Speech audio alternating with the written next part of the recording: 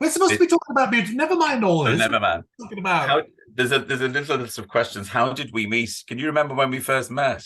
Oh, you sent me a lovely note after Queer as Folk. You said, I've still got it. Yeah, I mean, it's my Swansea house. I mean, Swansea, it's my Manchester house. It's like I I've got can't it on find the the chest shelf. at the moment. Honestly, it's on the shelf, saying Oh, how much you enjoyed it, I and did enjoy it. it was like and I knew who you were obviously, and but you were just lovely. Just I can't think what we did Oh, after that. No, we must have emailed or something. I think I remember first meeting you. ITV used to do writers' They parties, did, yes. and I don't know if they still do writers' parties, and I'm not Place invited was, to the them. place was trashed, I think. And I think we both smoked. Mm. And I think it was so long ago that you were allowed to smoke inside, so you didn't even have to Yes. go outside. So I think Outside we the were. room, opposite that big room on a little landing, we could smoke That's up right. there. Yeah, yeah, And yeah. I think Queer as Folk hadn't been aired yet because Uh, I think I remember you telling me about what you used as sperm. So I'm saying that word. on screen. And what liquid you used for that, and I was like, oh my god, this sounds outrageous. It was. It was air conditioner, wasn't it? That's right. So that would have been about nine. When did it first air? That was probably it went out very early 99, so that would have been 1998, which would have been there were writers' parties then all the time. Yeah, yeah. Why don't they do those anymore? They'd have, they're just not inviting us. Exactly. Now they do that. What's it called? That Lollapalooza thing, wasn't it? I don't know. I don't even know that.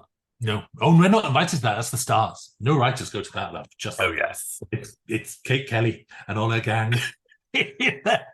Bless them all. So It's that's the loose when women. it is funny because because I really haven't met you many times. It's like people think because we're two gay writers, we live in each other's pockets all the time, and we keep getting credited for each other's work, don't we?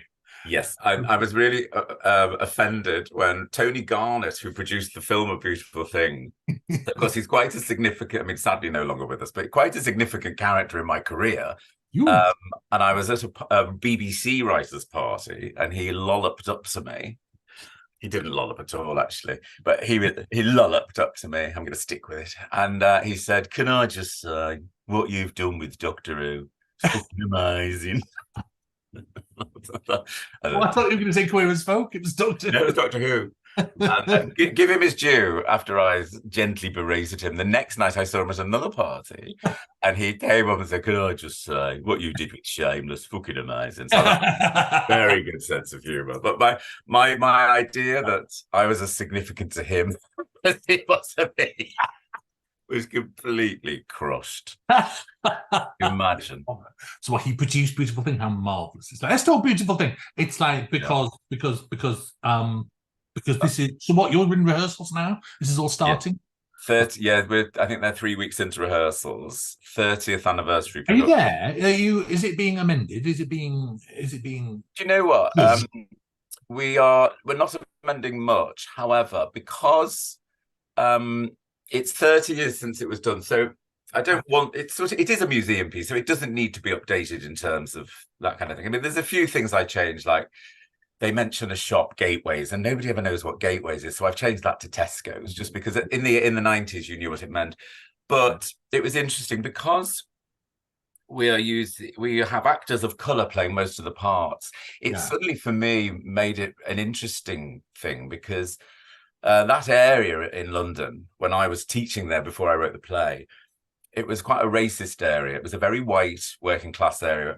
My class, when I was teaching, there were only a few black kids in each class. So I was just saying how different it would have been to have the black experience to the white experience at that time. And Stephen Lawrence was killed a year after the year the play came out, and there'd been a boy killed while I was in a racist killing from my school the year before I wrote the play.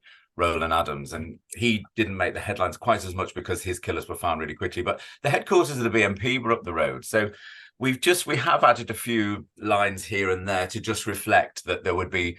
So there's a scene where Sandra's worried because her son hasn't come home. He's gone to his first gay pub, and she sort of has it out with him. And I think there's an added frisson there to actually what happens to kids who look like you out late at night around here. So it's been quite exciting just adding those things to make it, because otherwise it would, for me, would feel a bit inauthentic. I remember when I saw the film first because it was so famous, and I was really ashamed that I didn't go see it in London. And I never lived in London, and so I was like, But you know, it was this huge, famous thing. So I saw the film, which I adored, and then I saw production. What made me laugh was I saw production in the Bolton Octagon, which must have been 2006, 2007 or something. Did they recess it in Manchester? But the big angle with that was like they were like going, "Oh, we've updated all the references," because it was like 10 years old. It must be 2006. I think it was 10 years. No, and so that was the big line of like, we've replaced. Oh, I don't know. Kylie's in it and Neighbours is in it or something. Yes. And I thought, did you do that or did they do that? They did that with my permission, and they recess it in Manchester, so they're all talking like that. Yes, that's right. Which fitted. Sorry, it fitted. It worked. Yeah. And they opened with a video of the main lad doing the opening of Shameless, where Frank sort of it opened. They went, "Hiya, my name's Jamie, and I live on this estate. That's my mum, Sandra. She works in a pub." You know, it was quite exciting. It was a bit more exciting than the rest of the play, perhaps. Stop it! But I was quite surprised by it, because I suppose I missed. There was a certain poetry to the Cockney accent in that play, because that was what was always in my head, and it felt a bit like watching one of my episodes of Coronation Street. So when and Two Lads come out, and when I watched it, I was like, "Oh God, are people going to think I can only do one thing?" I vividly remember seeing that film at the Odeon at the top of Oxford Road in Manchester, and coming out quite. Let's talk about how brilliant it is. We're going to do this, Jonathan. It's a brilliant play, and that's the point of this is to talk about the play, and it's so rare, and it's still a rare and beautiful thing. Still, even though we've got so much more output now with queer stuff in it, but I'm thinking how beautiful it was, how congratulatory it was, how celebratory, not congratulatory, how they weren't beaten up. It was a miracle at the time that those two boys weren't beaten up and left in the dust. And that's a lesson for you all. And people weren't writing like that at all. And what led you to that then? What led you there? It was really, I think, when I wrote the play in the summer of '92, and around that time, and the time leading up to then, the age of consent in this country was 21 for gay men and 16 for heterosexuals. No rules, obviously, for lesbians, because Queen Victoria had invented the rules and didn't believe nice ladies did that kind of thing. And there was a lot of debate about lowering the age of consent. And so it seemed to be every night on the news and on Newsnight programs, you'd hear these debates going on, and it was all posh white blokes going on about sodomy and buggery and all this. And it was like, it seemed to just relate to what they'd got up to at public school, frankly. And it bore no resemblance to my experience as a gay man or being working class, or there was nothing about romance or emotions or love. And so I wanted to write an alternative to what the mainstream narrative seemed to be, I suppose. And I purposefully made the boys much younger than the age of consent, 15 and 16. And I wanted, I suppose, and Beverly Hills 90210 was big at the time. And it seemed that there's a narrative there that the geeky girl could always go to the prom with the sexy lad, the captain of the football team. And so I wanted an element of that and wishful thinking. And of course, there were so many, the main gay dramas at the time were mostly about AIDS, because that's what we needed. So inevitably, characters, you either died if you were gay, and I'm not slagging those dramas. No. There's things like Angels in America, which changed my life, but or if you were working class on a TV drama and you came out as gay, you'd end up becoming a rent boy and selling your ass for 20 woodbines. So I wanted to do something that's counterbalance that, I suppose, and then this is what I came up with. And of course the critics at the time were on the whole a bit like, well, life's not like that, it's too rose tinted. And it was quite classist, the response. There was like as if a woman in these flats would go to a gay pub with her son, all this, Really? Of course she would. Sorry, of course she would. That's fascinating. Wow. We met those mothers by the 100. Absolutely. So and then as the play went on and it got new production, then it moved to a bigger. It went on tour, then moved to the Donmar in London. Then it moved into the proper West End, and each time it was reviewed. The reviews came more. It's the same reviewers became more favourable, because obviously they're like, well, I'm wrong. The public are coming to see this. So, and by the time it was in the West End, every review was absolutely glowing. It was like brilliant. The best play ever written. So I learned a lot about reviewers from that. So that first production, Yeah. like before the reviewers got hold of it, was there much? I mean, theatre's always been ahead of the game, isn't it? Television eventually catches up, and then 20 years later, film pokes its head in. But was there much pushback from the theatre? Did they want to? Was there anyone there saying, "Can we have a tough ending? Can we have?" No, they absolutely loved it. They just gave us the space to make it better and better. And I was really lucky. I had Hetty MacDonald directing the play and the film, but I mean that play would not have been the success it was without Hetty's intervention, shall we say? She's one of the best directors I've ever worked with, and she just asks really intelligent questions. Why? She's amazing. She did that Doctor Who episode, Blink, which is the most famous episode that everything she touches becomes the best. There's no ordinary work with her. I've just caught up on Normal People, where I think she did the second block of that. Yes. And that's the great thing about Hetty, especially on screen, things can live or die on their performances, and she gets such amazing performances out of young people. What do you mean? No, are you going to watch the Forsyte Saga next? What do you mean? Normal People. Come on. There's a new thing called EastEnders. You might enjoy it. I know. I didn't think it would be for me, to be honest. I thought, a load of people at university. It's great, isn't it? I loved it. Properly. Well, yes, absolutely. Blew me away, really. And I like being a bit behind the curve every now and then. Do you feel then? Do you think you were then tagged as the gay writer? What I mean is, when they got you into Coronation Street, did you? Was there a focus on you to say, come up with the gay stories? I don't know is the honest answer, but I think it's interesting that my first episode on Corrie was Todd coming out as gay.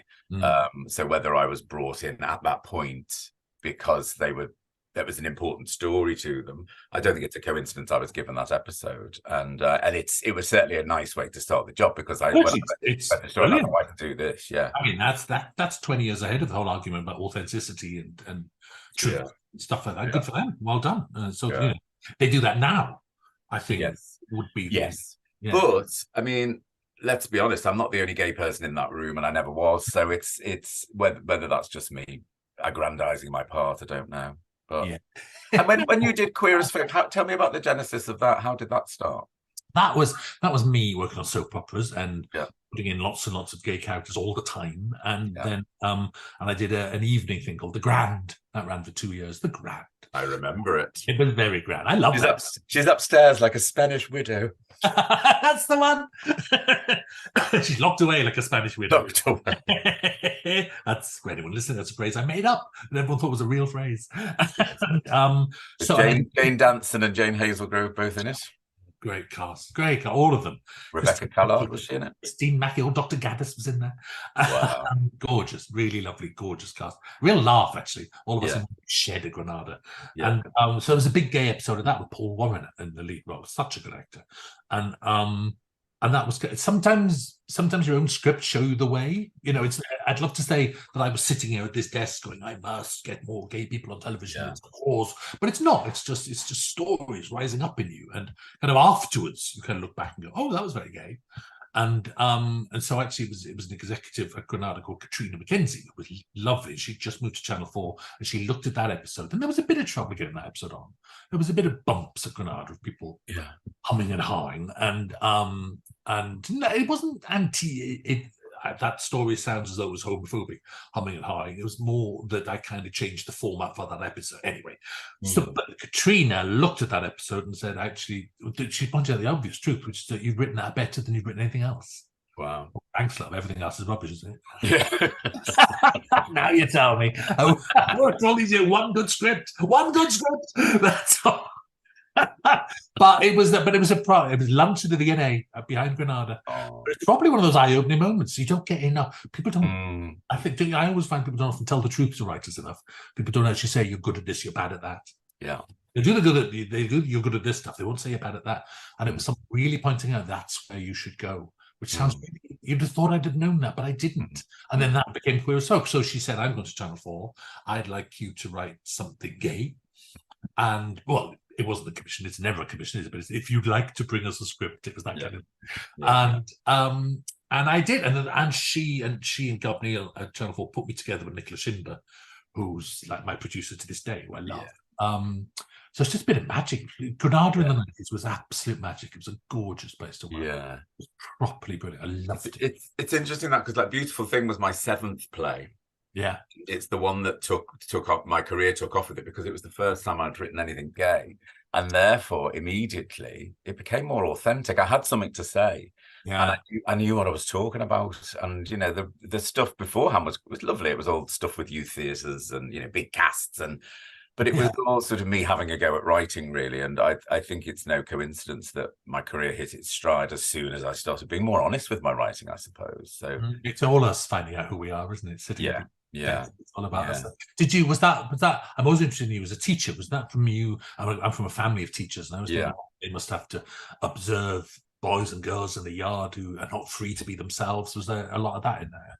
It was more for me, the teaching was, I mean, it's no coincidence I set Beautiful Thing in the estate that I taught in. I could have set it in Liverpool, you see, but I just, even at the grand old age of 24, I felt I was out of touch with the teens of Liverpool, but I understood how these Cockney kids spoke. So it was more that, really. I remember going to the Gloucester pub, which was the local gay pub in Greenwich, and seeing they looked about 17, 18 lads snogging at the bar, and it being the 90s and a gay bar, like, oh, get home. And everyone was sort of, really taking the piss.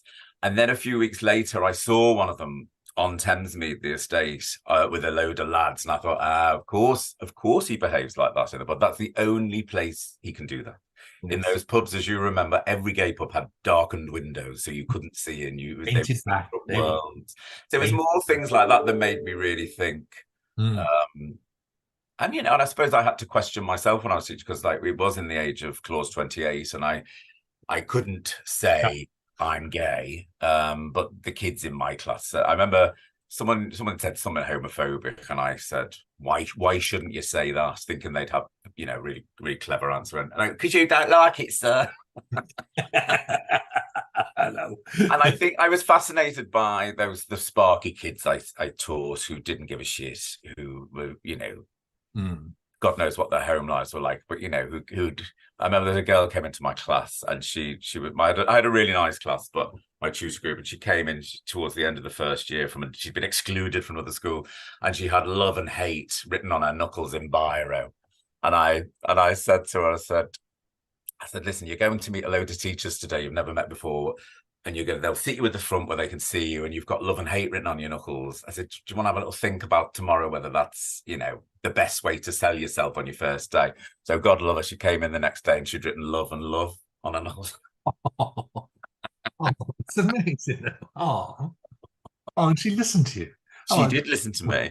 And I think, I was only young, and to what extent, actually, I've never asked you this, is because I think we talked about the teaching thing before, because I'm from a family of teachers, so I blather on about that. But earlier than that, is there any, when you were 15, 16, was there a Steve? Were you Steve? Is it that authentic? Was it you as a child? No, I had a mate who used to come and stay over and share my bed with me when things were difficult for him at home, but nothing ever went on. So I suppose I'd got the idea from there. But it was a classic idea. It's just never been done as gay before. Yeah, and there was a lot. There were sort of discussions I had with my mother about when I came out were sort of all distilled into one scene, I suppose, between Jamie and his mum, Sandra. But no, you wouldn't look at it. I think they're all parts of me, really. Like any writing, it's like I can identify with all those characters. This is my childhood. Absolutely. I think we both put that idealized mum in our shows, didn't we? You had Sandra. I did Hate with Denise Black, and not idealized, but actually a woman you see out and about on Canal Street and in gay clubs, that wasn't being seen in drama at all. And is that who Sharon Gless played in the American? Yes, that was her. She was called Debbie.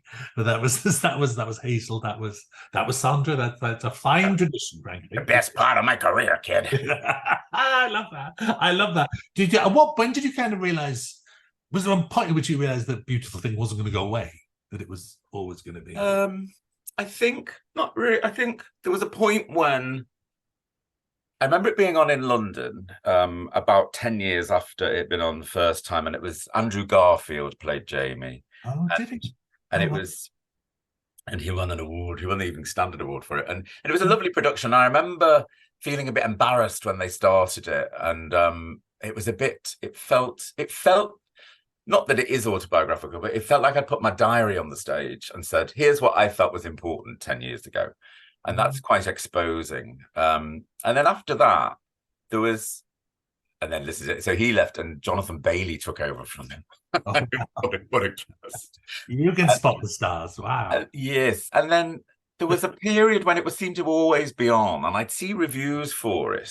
And I'd read them and I go, that doesn't sound like my play. And so I stopped. I listened to this for being grand. I'd read somewhere that Sheila Delaney stopped London performances of A Taste of Honey. So I thought, well, I'm going to do that. So for about 5 years, I stopped it going, or maybe even 10. I wanted to make sure there was some quality control to my brand. And then I reneged on that when the Royal Exchange in Manchester wanted to do it, because I always wanted to play on there. And since then, I thought, do you know what, sod it. It's like, if people want to do it, they want to do it. So yeah, I think that's quite wise. I think good for you. Yeah. I think with Sheila Delaney, it was that thing about what if a Hollywood producer's in town and sees my play and thinks it's rubbish because I've not no. But it's funny. It's funny sitting in rehearsals for it 30 years down the line and sort of answering the same questions as I answered 30 years ago. Are you changing lines? Do you sit there and go, "Here's a better line"? Are you doing that?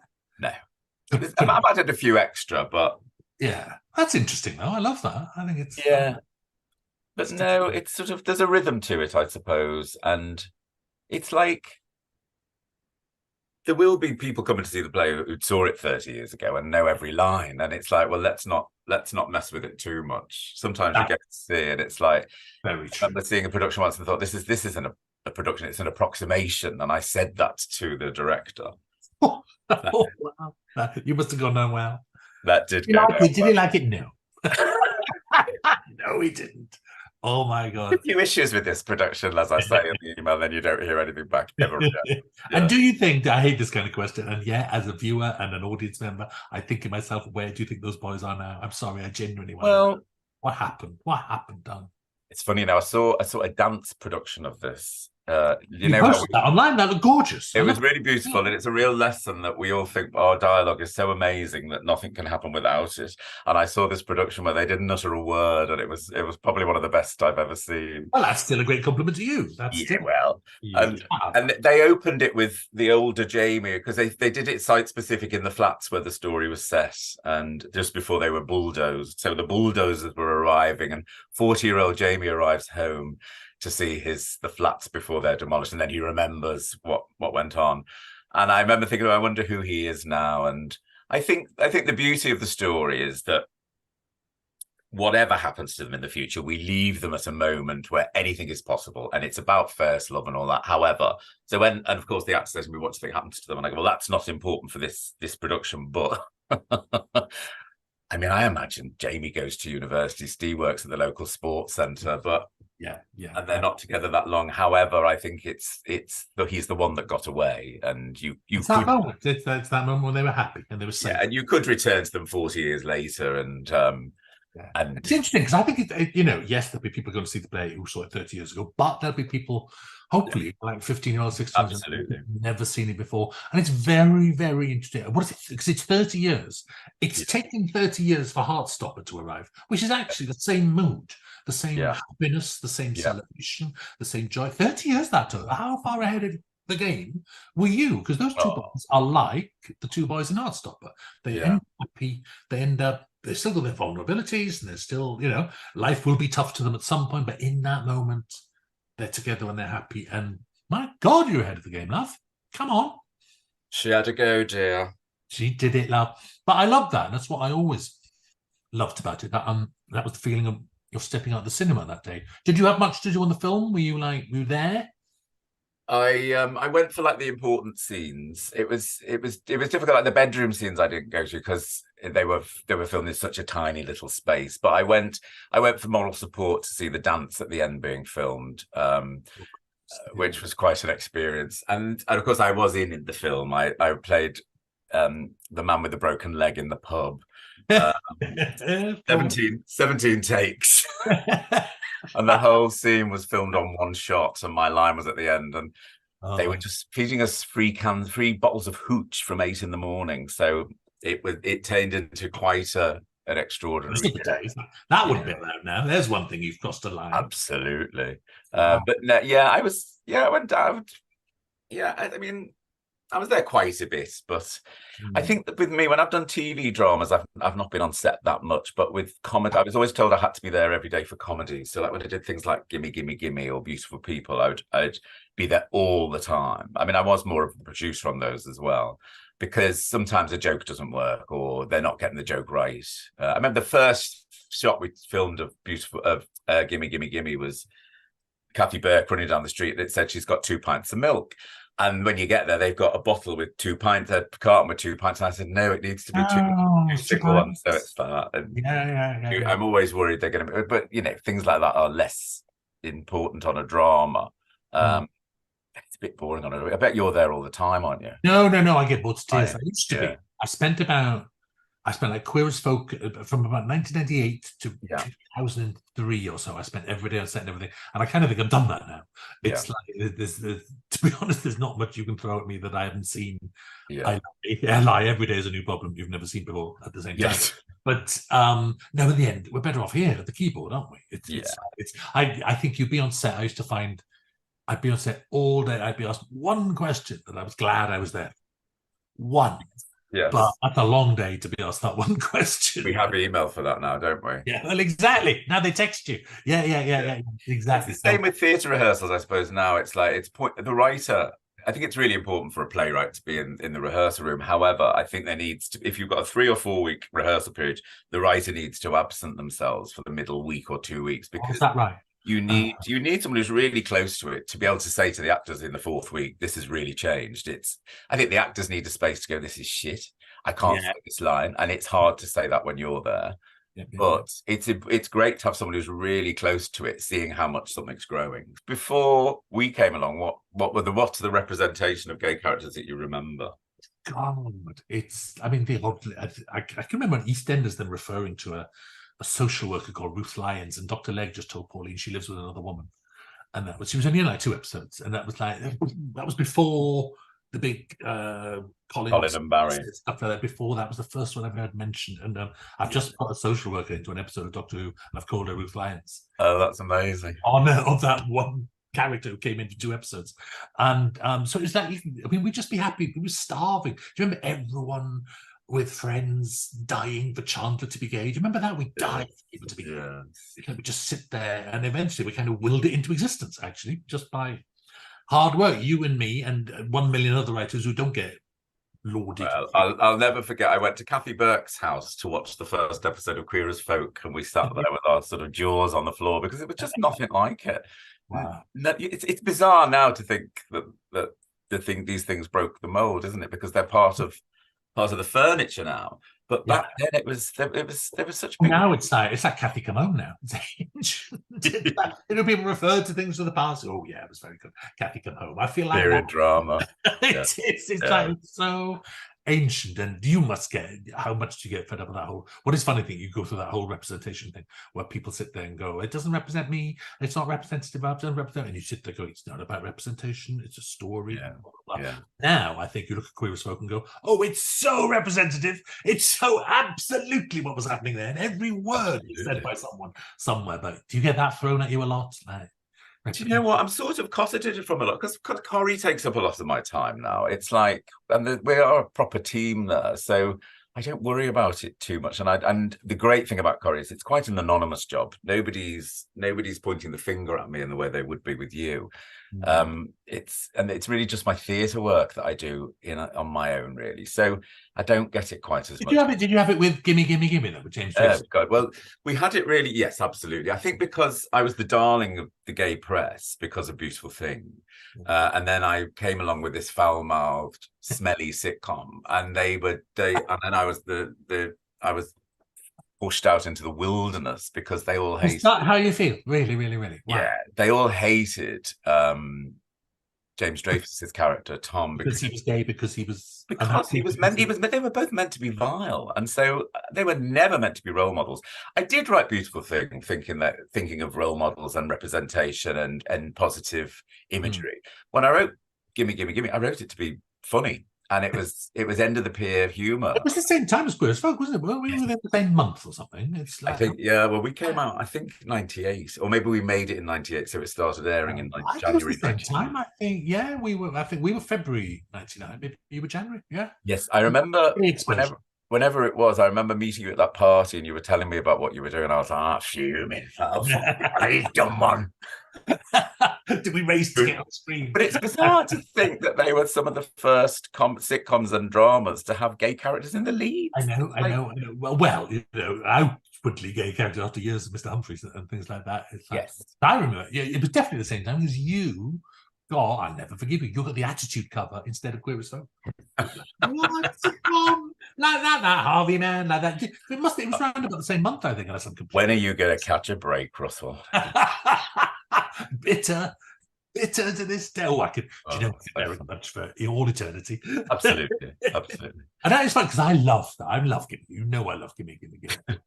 But I remember watching it, thinking I could almost hear that reaction. This is before we were all online, but I remember sitting there thinking I could hear that reaction. I could hear people getting cross. I could hear people saying. To be honest with you, I thought that I'd get it in the neck for being misogynist more than anything because Linda's so vile, and do you know what I mean? So you could have.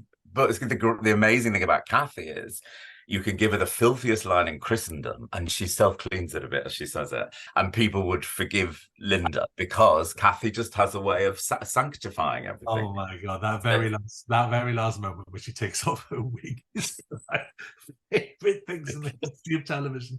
When did you think of that? Was that always in your head? That's how it landed. It was like, what could we do for the last moment? And I just read Lee Bowery's life story. And I know that when he had a bald head, and when he went to bed, he'd wear a tea cozy on his head. And I said, wouldn't it be funny if Linda took her hair off and it was a wig and she looked like Lee Bowery? And it's like, of course, the fans, even now on the Facebook fan club, which of course I'm a member of. Which is great. I'm in the Doctor Who figurine group. Oh, yeah. Which is great until you get, third series was a pile of shite, wasn't it? Really badly written. It's all about the writing. I'm amazed Kathy lowered herself to do it. Lazy. Yeah, and when they say lazy, the only criticism that ever bothers me is like, you can call me rubbish, you can call me wrong, but lazy kills me. Lazy after your whole day writing away. That's the. It reminds me of that Dolly Parton. It takes a lot of money to look this cheap, and it sort of took a lot of effort to look that rubbish. Really. The funny thing is, though, because it's like. Because we absolutely agree on, of course, but I can still be that viewer objecting in a really old-fashioned way to things, despite everything. I tried to be as radical and progressive I can possibly be at 60 years old, and yet if someone minces onto screen, I hear a little voice of myself going, "Do you have to show us like that?" And then I'm like, "Shut up!" I have to stop myself thinking, "Do you know what? It's still there, even in me." I know, and yet I always have the compulsion to write that character. Yes. Just to piss people off a bit, I suppose. But yes, I'm very aware of that as well. This will get people. I think also because we're older and we've earned our stripes a bit, it is like, well, I can write that awful character now if I want to. You've got much more representation than when I was 15. But, yes, but no, there is a valid point to it all, I'm sure. I know, but then. I mean, well, it's also something that straight writers have no problem with. They've never had to sit there. They didn't sit there inventing Walter White in Breaking Bad. Thinking, it might make straight people look bad. Can you imagine if they never felt that? Oh, what will it do to teachers? Oh God, what will chemistry teachers look like? And it's absolute. And I do think we have these extra gates that we have to open in our heads, and just and I think you and I do, and we're very lucky. And although then a whole new young generation will come along and sweep us away and say, "No, you're old and foolish," and that's how it's meant to be. That's fine. But absolutely, it's somebody else's turn now, and I always say that to myself when a younger writer gets commissioned. But it is. It's like, what have I got to say about the LGBT scene and clubbing and all that these days? I hardly. Well, actually, you say that, but actually, I was I was probably thinking that about 5 or 6 years ago, but actually now the world is getting worse, and I think the fight is back on. There's a fight going on where the oppression, being called groomers, those words being weaponized against us. It's like, what did I see the other day? I was talking to someone, a lovely man who went to Dublin for his brother's wedding to another man. It was lovely, very happy, lovely nice time. They came out to the register office and there was a crowd protesting. You're like, oh my God. And he, as a straight man, he was astonished. He was astonished, going, I didn't know that was going on. I said, well, actually, I didn't know that was going on in Dublin. So, my God, I think Harvey was still needed. Well, Jamie Lee Curtis has posted on Instagram today about a woman in America who's been murdered because she's a straight woman who put a pride flag in her shop window in her, That's just actually, honestly, I always thought our rights of paper thing, always. I've said so. And here it comes. I feel, it's not going to get better tomorrow, is it? Everything we're worrying about now is just going down and down and down and getting stronger and faster and faster. It's like, oh, love. It's nice to end on a depressing note, isn't it? Cheery notes when I do go and see beautiful things. And on that note, the 30th anniversary. Well, no, and do you know what? That makes me, I'm going full circle that, to say how important the play is, that the joy at the heart, at the end of that play is still valid and needed to be seen and important. So, very good. You'll have to come and see it in Manchester. We're playing home in Manchester. Definitely. I just saw that cruise in Manchester, that Jack. Oh, isn't it great? Oh, my God, he's brilliant. My goodness. Fascinating. I saw it in London a couple of years ago. It was just after one of the lockdowns when one person shows were all the rage. So I was a bit like, oh, here we go. And he's obviously young and he's writing about stuff from before he was around. Genius. Really moving and clever, and the insight he had, I thought was wonderful. Oh, brilliant. It's our job to nobble him, really. I can't and on that note. Exactly. No, well, thank you so much for doing this, Russell. How nice to talk like this. We never do. Brilliant. Let's make it a weekly thing. We should start a podcast. just broadcast 24 hours a day, frankly. That's amazing. Thank you, Russell. And hooray. Your reward will be great in heaven. Thanks, love. Lots of love. Take care, darling. Bye-bye.